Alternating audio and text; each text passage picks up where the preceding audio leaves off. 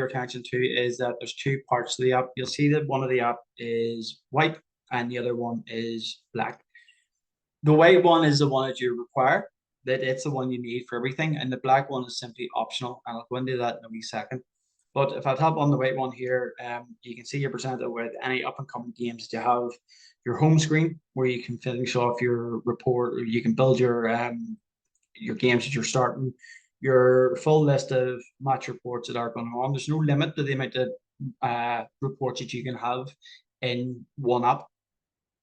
If you want to start a new game, you simply go into your team, you select your opponents just by using a quick and easy drop down menus, your home or away, and then if there is players in there, you can select which players are where and what position they're starting in. That's not essential. You don't have to do that at all. And once that game's ready to start, you simply hit start game. At the minute, I'm not going to do that, but if I go back to my home screen, you'll see the game sitting there pending. So if you knew all your league fixtures throughout the year, you could plot them in here and have them sitting ready waiting on you. Crossing the settings, you can see you go into, you turn on notifications, change password and stuff like that. But if you look here where it says my teams, to quickly set up a team, you simply go into add new, either my team or an opponent team. Now you imagine why my team.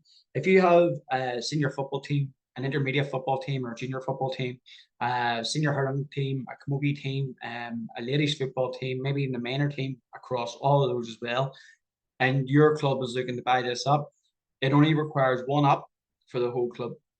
Everything that I'm going to show you now can be filtered out by each of those individual teams. All you simply do, if you click on my team, you'll go in, select your sport, add your team name, your country that you're in. You can upload images to it. Once it's ready and going, it'll save, and you simply are back in here. You can go in quickly, insert players, and add as many players as you want. Things like email addresses and stuff is only optional, but you can upload pen profiles, everything that you want in there. Or to get you started, you can just stick to the whole team. So in real time, let's have a look at what's going to happen. So if I click on if I want to start this game now, it's simply this. And this is the way the app works. So we imagine that my team goes up and has a shot. What I'm going to do is follow that pattern. So it's your team, you add the initial action. So the one from their throw in and they're hitting a shot. I'm asked what player, I select the player from it, and then I add a location. So anywhere in this pitch, imagine sitting in the Hogan stand, your team's playing left to right. You simply plot on the map where that is. It then asks you what was the outcome of that shot. Was it a point? Was it a goal? Was it away? Or was it a turnover? If I put in point, that's then closed. That phase of play has finished. The other team is now in possession of the ball. I would simply go in, other team, add. If it is, let's say they're hitting a long kick out, was it won or lost? If I put in that it was won by player 9, out here, top of the screen, the outcome of that was that it was turned over in here by player, say, 11, and the outcome was a turnover, and that's it closed.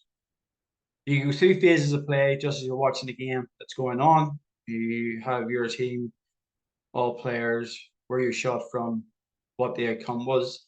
And likewise, if I go in and say it's the opponent's team at the minute, they had a long kick out and we win it. So my team win it, I simply hit lost, select what player lost it and where they lost it. And that's that phase of play is done and dusted. So you keep doing that as the game's going on. It's updated automatically. If I hit exit here, I'm asked, I'm sure I want to finish the game, but because it's half time, I'm going to go for a break. Now, within my reports, you'll see that up the very top list there, we have a break. So if I click I can see in real time, this is our timeline of events. It shows you score by time. And what that's really useful for is helpfully tracking patterns to see if your team, whenever they're conceding most, whenever they're conceding least, especially your opponents. My example I'm going to show you later on, something picked up on in Down Championship this year. But if we look at, this is your line chart for it, your scores are at the right-hand side. But by simply selecting up the left-hand side there where it says change chart type, I'm going to an action chart. And what the action chart actually shows me is essentially what Connor was saying earlier on, the who, the where, the why. If I go into first half, Select all. I only want to look at my team. The filters that apply will only show you the 2 shots that I've hit. And you can see there, left-hand side was a point, right-hand side was away. I can do it by the opponent's team. Okay, so I can look for the exact same thing. All players. Okay, if I wanted to drill that down to just individual players, and again, it's probably not something you want to look at as a starter to get you going, but ultimately, I can look at just individual players, what they were doing through that game too. This is during the Ulster final this year. I had to speed this up. People say to me, look, that's an awful lot to be doing in real time. You see, Ryan and Reels hit a point or a free there. We put in the location of where it was from, the player that it was, and the outcome. Lynch is about to hit a short free out. So obviously the phase of play is finished. Derry now have possession for it.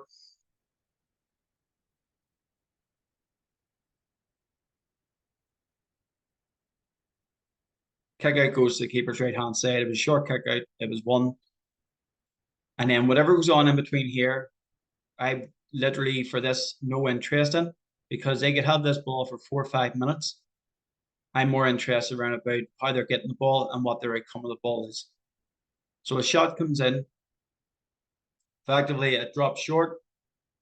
Brendan Rodgers then comes in with a fist.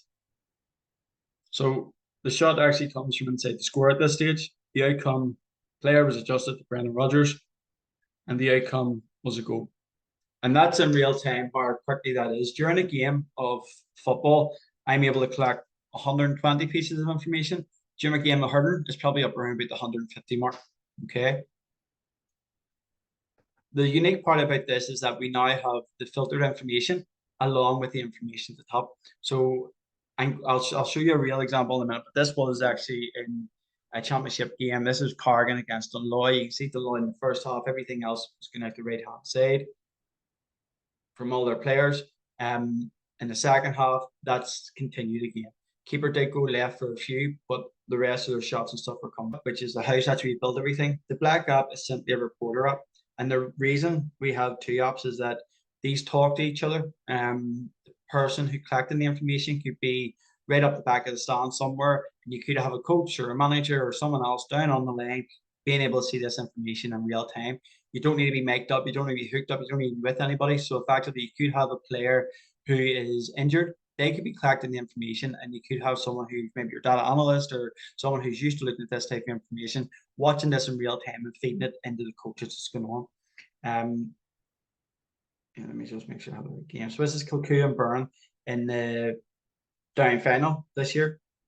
We're going to look at the actions and hopefully be able to spot some obvious patterns that are going. This is Burn, or sorry, this is Kilcoo playing right to left in the first half. You can see their keepers going to the right hand side. Triangles are short kick outs, your squares are long ones. They've only lost one. The white flags indicate points. So you can see their preference for shooting is centered to right hand side. And again, in the second half, he does get away to left hand side more this half, but again, the shots tend to be from the center to right hand side. A couple of them dropping short, a couple of them going wide. Go back to what we were talking about earlier on in terms of their kickouts. Remember saying that they won 93% of all their kickouts. If we look at their kickouts by outcome,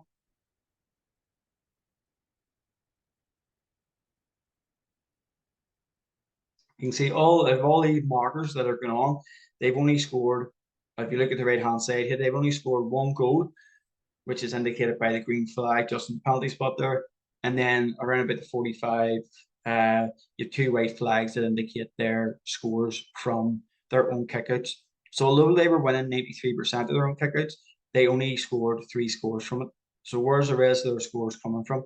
We can quickly look and say, well, let's have a look at where the shots are coming from away from it. You can see here that that is right hand side, that's going on there. If you're a manager, you're that way inclined, this is during the game, you might be able to say, well, look, let's try and force them to shoot from the left hand side, knowing that it may be a weaker side of them, or let's play an extra man in our left half back position, left corner back position, and try and crowd that area a bit more.